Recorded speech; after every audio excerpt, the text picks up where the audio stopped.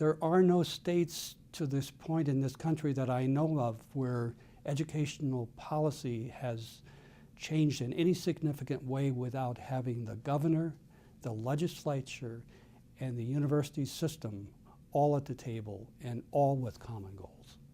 Not unlike what had to happen in the aftermath of Katrina and Rita. You had to have all sectors step up to the plate. It was at the local level, it was at the household level, it was at the city government level, it was at the parish or county level, and then certainly at the state level.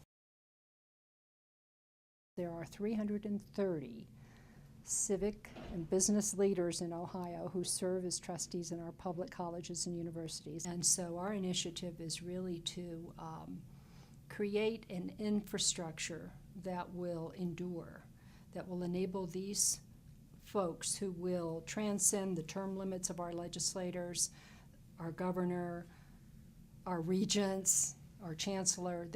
Many of them will still be holding these positions of stewardship and trust. When I talk to a trustee of a university, I now say the question is not, if you see a need in higher education in Ohio, the question is not how should my institution respond. The first question is, what institution should respond? How should we respond to this need collectively as a system? And this is a very different, a mode of thinking.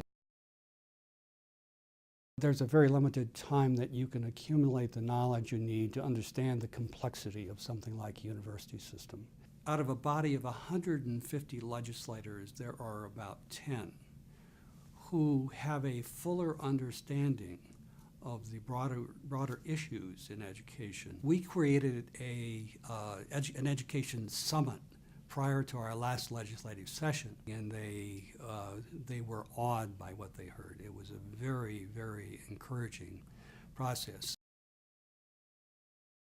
Citizens and taxpayers want elected officials and higher education and their education officials to work together because they see us as all part of one system. We need to understand the pressures that legislators and elected officials, the governor has in trying to meet all the needs of all Arizonans when we represent one sector of that. The flip of that would be for elected officials, including legislators and the governor, to also understand the rich resource that higher education leadership can also bring to the table. We have to help provide the solutions, and we cannot be perceived as being the barrier, but yet we are the problem solvers. We have the intellectual capital. We brag about it all the time. So if we have that level of intellectual capital, then we ought to be able to come up with the good ideas to solve the problems. Nobody's opposed to the idea of producing an educated population.